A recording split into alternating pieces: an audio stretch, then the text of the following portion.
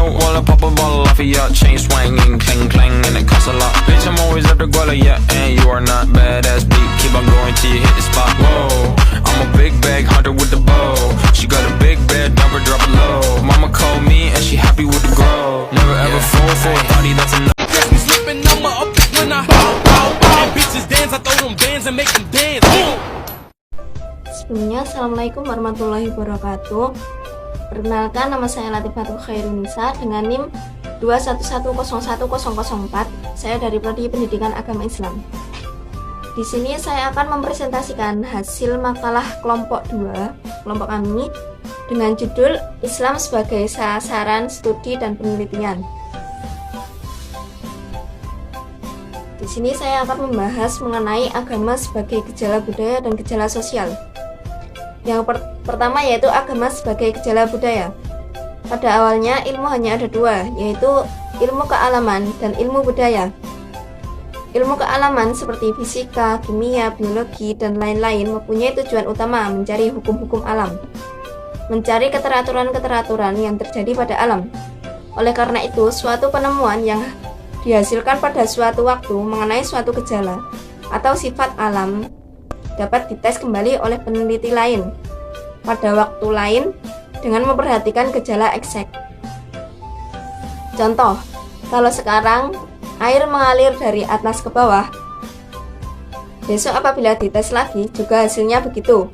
Itulah inti dari penelitian dalam ilmu-ilmu eksak, yakni mencari keterulangan dari gejala-gejala yang kemudian diangkat menjadi teori dan menjadi hukum. Sebaliknya, ilmu budaya mempunyai sifat tidak terulang, tetapi unik. Menurut M. Atto Mudhar, di antara penelitian kealaman dan budaya, terdapat peneliti-peneliti ilmu-ilmu sosial, sebab penelitian ilmu sosial berada di antara ilmu budaya dan ilmu kealaman, yang mencoba untuk memahami gejala-gejala yang tidak terulang, tetapi dengan cara memahami keterulangannya. Karena itu, penelitian ilmu sosial mengalami problem dari segi objektivitasnya. Apabila penelitian sosial itu objektif dan dapat dites kembali keterulangannya, untuk menjawab pertanyaan ini, ada dua aliran yang dapat digunakan. Yaitu pertama, aliran yang menyatakan bahwa penelitian sosial lebih dekat dengan penelitian budaya. Ini berarti sifatnya unik. Misal saja, penelitian antropologi sosial lebih dekat pada ilmu budaya. Kedua, aliran yang menyatakan bahwa ilmu sosial lebih dekat kepada ilmu kealaman. Karena fenomena sosial dapat terulang terjadinya dan dapat dites kembali. Untuk mendukung pendapat mengenai keteraturan itu, maka dalam ilmu sosial digunakan ilmu-ilmu statistika dan juga digunakan dalam ilmu-ilmu keamalan. Perkembangan selanjutnya, sekarang ini ada ilmu statistik khusus untuk ilmu-ilmu sosial yang digunakan untuk mengukur gejala-gejala sosial secara lebih cermat dan lebih signifikan. Dapat dikatakan bahwa inti ilmu kealaman adalah positifisme.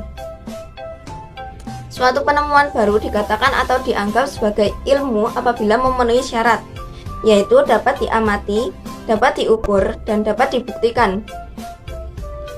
Ilmu budaya hanya dapat diamati dan kadang-kadang tidak dapat diukur apabila diverifikasi. Sedangkan ilmu sosial lebih dekat kepada ilmu alam, mengatakan bahwa ilmu sosial dapat diamati, diukur, dan diverifikasi. Oleh karena itu, para ilmuwan sosiologi dari Universitas Chicago mengembangkan sosiologi kuantitatif yang lebih menekankan pada perhitungan-perhitungan statistik, dan juga di kalangan sosiologi Indonesia berada pada dua posisi tersebut, yaitu kelompok kuantitatif dan kelompok kualitatif.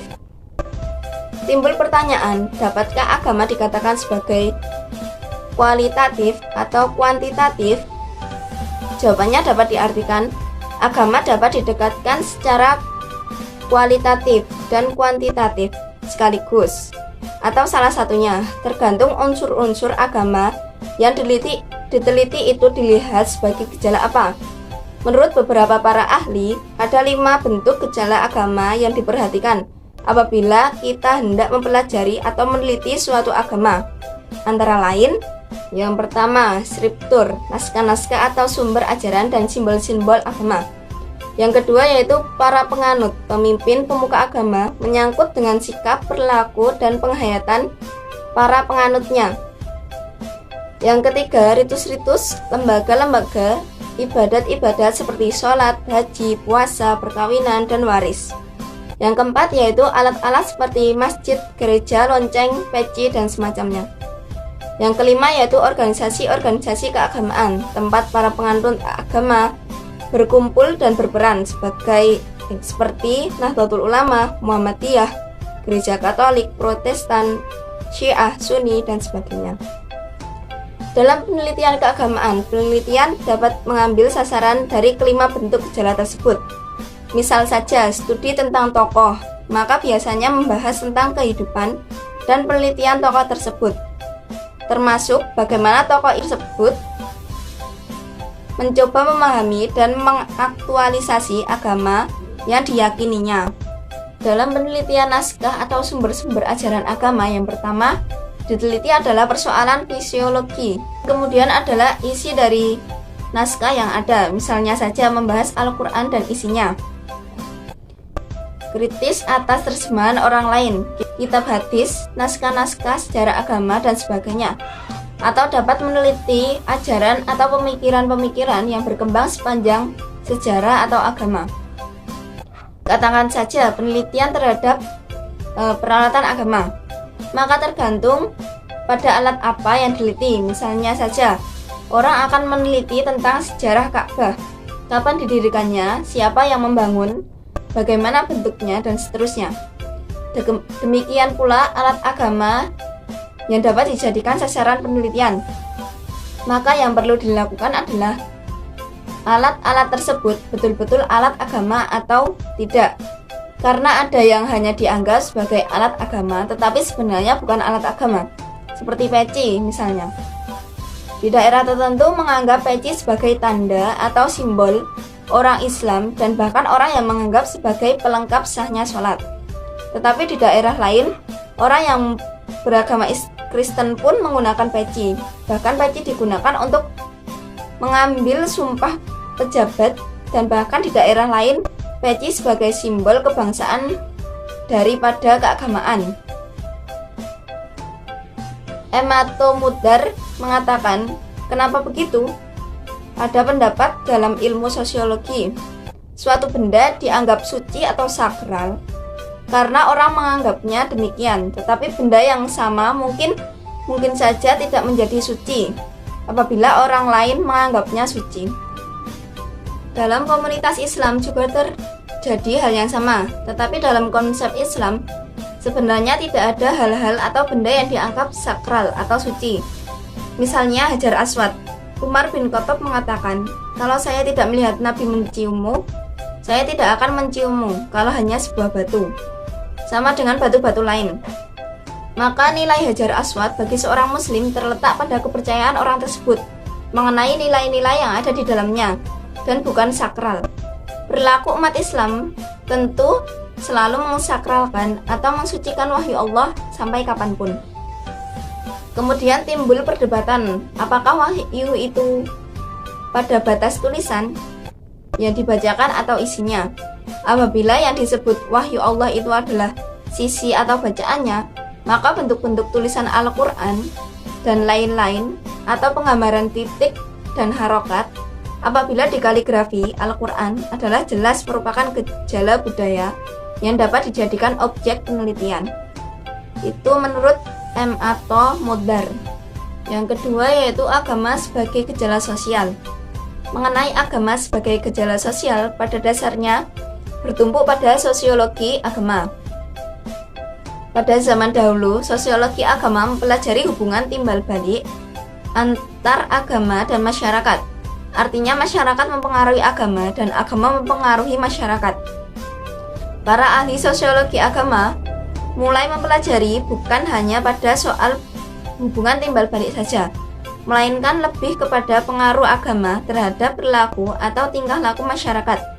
Artinya, bagaimana agama sebagai sistem nilai dapat mempengaruhi tingkah laku masyarakat dan bagaimana pengaruh masyarakat terhadap pemikiran-pemikiran keagamaan. Lahirnya teologi Khawarij, Syiah, dan Ahli Sunnah wal Jamaah sebagai produk atau hasil pertikaian politik dan bukan produk teologi. Tauhidnya sama, satu dan asli, tetapi anggap bahwa Ali sebagai imam adalah produk perbedaan pandangan politik. Maka dapat dikatakan bahwa pergeseran perkembangan pemikiran masyarakat dapat mempengaruhi pemikiran teologi atau keagamaan. Saat sekarang ini, mungkin kita dapat meneliti bagaimana perkembangan pemikiran keagamaan masyarakat Indonesia terhadap krisis sosial yang meluas yang dapat disaksikan dalam berbagai bentuk.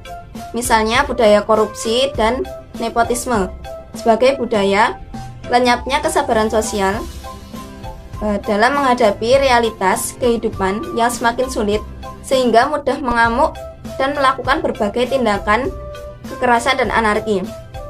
Merosotnya penghargaan dan kepatuhan terhadap hukum, etika, moral, dan kesantunan sosial. Semakin meluasnya penyebaran narkotika dan penyakit-penyakit sosial lainnya. Berkelanjutan konflik dan kekerasan yang bersumber atau sedikitnya bernuansa politisme, etnis, dan agama seperti yang terjadi di berbagai wilayah. Contohnya saja Aceh, Kalimantan Barat, Kalimantan Tengah, Maluku, Sulawesi Tengah, dan lain-lain. Contoh lain,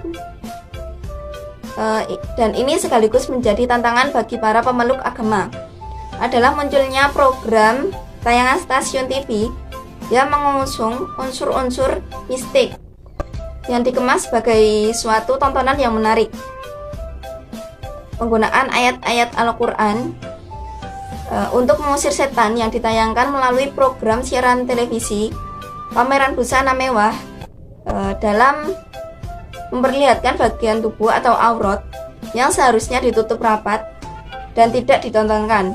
Munculnya kiai yang sholat dengan menggunakan bahasa Indonesia, kiai yang menganggap sah menggauli para santrinya, para intelektual Islam. Para era reformasi, globalisasi, dan internet mulai berbicara tentang tauhid sosial dan kesolehan sosial. Bagaimana bentuk dan karakteristik tauhid sosial dan kesolehan sosial. Muncul tokoh Muslim Amerika yang memimpin sholat Jumat. Itu semua dapat menjadi fenomena atau gejala sosial keagamaan dan menjadi sasaran penelitian agama.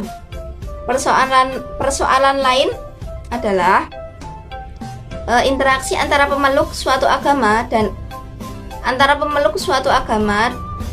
pemeluk agama lain, kerukunan antar umat beragama, interaksi antara orang-orang Islam.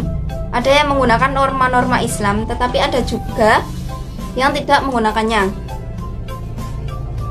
Maka pengamatan terhadap apa mereka menggunakan norma-norma Islam atau tidak termasuk penelitian keislaman. Demikian juga pengamatan terhadap para pemeluk Islam dalam berinteraksinya dengan pemeluk Islam lain. Bagaimana karakteristik interaksi itu, bagaimana mereka memahami dan mengekspresikan nilai-nilai Islam dalam interaksi antara pemeluk agama yang berbeda. Ilmu semua dapat menjadi sasaran peneliti agama.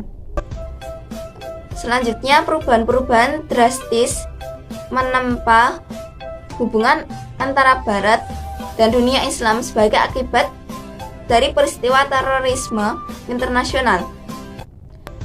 Perang Irak dengan Amerika, tuduhan Barat terhadap tokoh-tokoh Muslim radikal sebagai pemimpin terorisme, secara alami juga membawa dampak pada pengajaran dan riset yang terkait dengan studi Islam dari pandangan tentang agama sebagai gejala budaya dan sebagai gejala sosial. Elemen-elemen yang harus diketahui dalam Islam adalah persoalan teologi, kosmologi, dan antropologi, yang tentu menyangkut dengan persoalan sosial, kemanusiaan, dan budaya. Agama Islam merupakan suatu agama yang membentuk suatu masyarakat dan peradaban. Maka pendekatan yang digunakan dalam memahami Islam menurut Mukti Ali adalah metode filosofis, karena mengkaji hubungan manusia dengan Tuhan yang dibahas dengan filsafat dalam arti pemikiran metafisik yang umum dan bebas. Selain itu, metode-metode ilmu manusia juga perlu digunakan, karena dalam agama Islam, masalah kehidupan manusia di bumi ini dibahas. Metode lain yaitu metode sejarah dan sosiologi, yang Islam juga merupakan agama yang membentuk suatu masyarakat dan peradaban serta mengatur hubungan manusia dengan manusia.